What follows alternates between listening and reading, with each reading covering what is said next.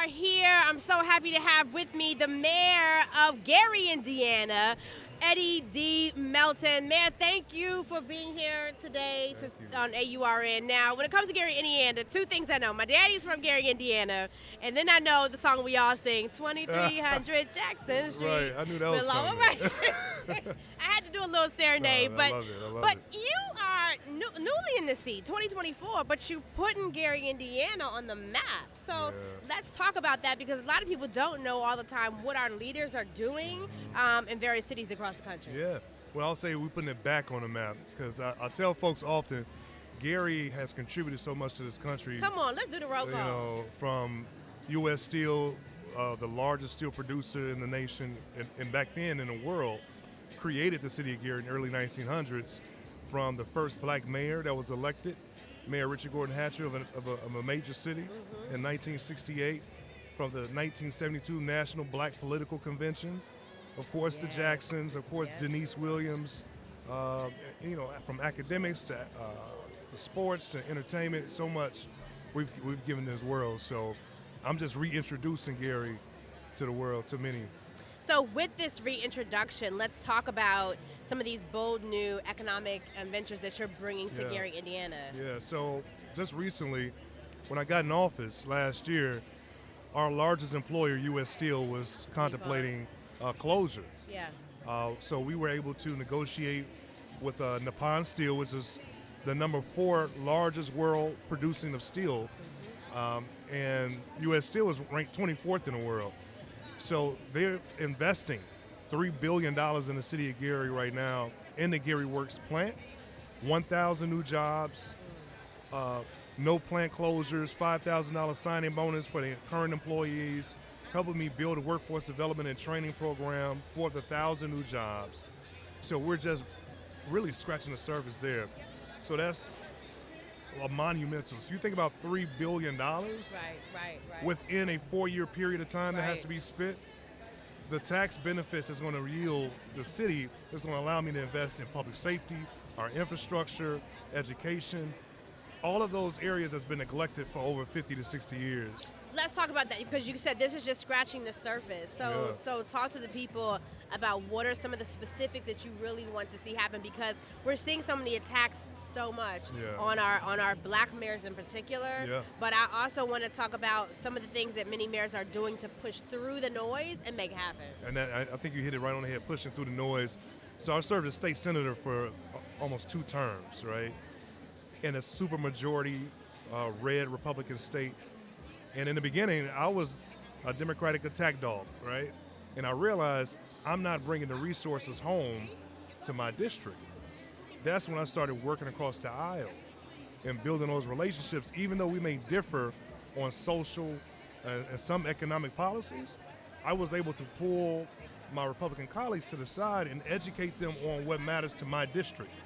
And then I was able to bring back funding for infrastructure, bring back funding for our school system.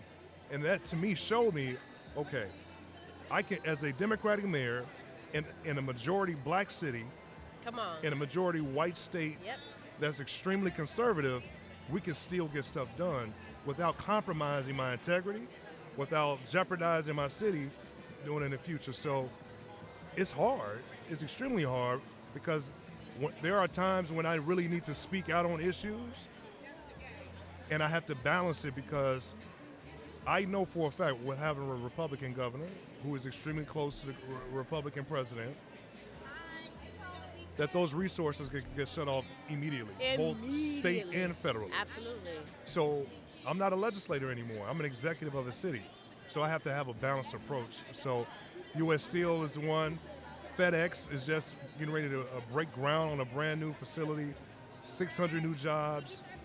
But we have to change.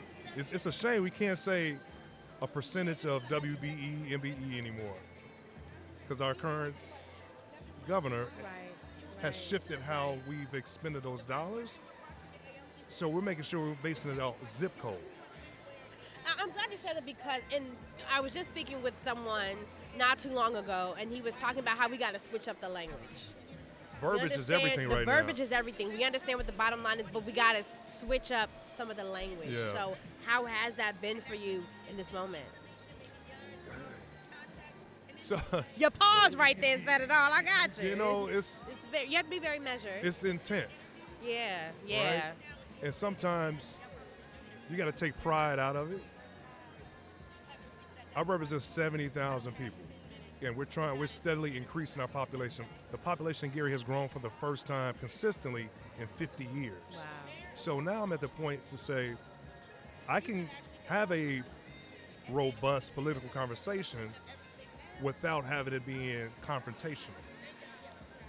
I know what the trigger words are in certain circles, and I can still get the policies I want to accomplish without triggering a fight that will erupt into the media, to the press. So it's a balance in that. The main thing. Exactly. The focus on the people. Before we go, I want you to talk to people about why it is so important to be civically engaged. Wow. I just had this conversation with a pastor friend of mine. I think it's incumbent upon leaders in the community to not take advantage of educating the public on the processes, because it does a couple things. When I started educating my constituents on my role as a state senator, I received less questions about things I have no control over. And I was able to educate them on how to navigate the process on the state. So they know, okay, he doesn't have the authority to do X, Y, Z, but he teaches me how to go lobby downstate for or against policy that's going to impact me as an individual or my neighborhood. So doing workshops, teaching them about the legislative process was something I started doing. We're doing the same thing with our town halls. I don't even call them town halls. It's called, community conversations. That's so important. Like, even that right there, just like, okay. Yeah. Let's just talk. Let's figure this because thing out. people come in with a mindset like, I'm going in, I'm throwing rocks, I'm throwing come in ready. bottles. The chest just full of air. So we do our best to bring a platform, social media, surveys, to say these are the main questions that we know we're going to get. My presentation is going to answer the majority of your questions before you even get to that mic. I love it. So when you get to the mic, we're going to give you an opportunity to speak your piece. Right. I'll engage with you for a moment, and respectfully, but I'm bringing City Hall to that meeting. Come on. So you can go out there and meet with the departments that you need to talk with. Yeah. Previous administrations, and everybody does things differently. Instead of just sitting at a table, you got your cabinet up there, and it's a firing squad. Right. Right? I don't want to even put my leaders in that position. Right. I put them in a position of empowerment to say, bring all of the information, the resources, sit at that table, and we're not going to leave till the last person is done. Man. And that has been a benefit for us. Now, we're not perfect. And it's only been a year and a half, but I think we got the recipe in this moving forward. But you got a good running start. Mayor Melton, thank you so much. I just wanted just 10 seconds. Because we're here at CBCF conference, and the theme is made for this moment. The theme is made for this moment, power, policy, progress. Just sum it up for why are we made for this moment, Mayor? Listen, I'm a believer. I believe in Jesus Christ. Come on. I believe that nothing happens by accident. If I could have been state senator for like 20 or 30 years if I wanted to. And a lot of our congressional leaders, they could probably be doing some other things in their life. But I believe God sees fit for people to serve at a specific time. So I just encourage everybody that's in a leadership role, we're not going to take it for granted. We've come to do one thing, and that is to serve. That is to serve. That is to serve. And if we keep that at the forefront, when we talk about power, when we talk about policy, we talk about progress, everything is going to start aligning. You got to be the greatest servant. I love it. That was the question that the quote. Disciples was asking. That was a quote, right? Who's going to be the greatest? So Muhammad Ali, Shirley Chisholm. Yes. Both of them would say, service to others is the rent we pay for our space on earth. Yes.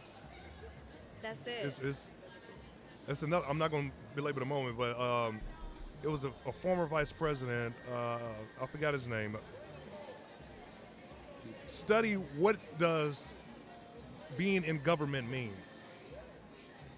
Serving those in the less fortunate, that's at the dawn of their life, our children, that's at a point in life where they can't provide for themselves, be either the sick, the handicapped, or those at the sunset of their life, the senior citizens. Keep that at the forefront of mind, and that's it. The least, the lost, and left behind. I thank you. Thank you. Man, you can come back anytime. Thank you so much. Thank you for the work that you're doing. I know it's early in the process, but we're going to watch you, and you are always welcome to come on this platform and talk about it. I appreciate you. Thank you. Absolutely. Thank you for your service.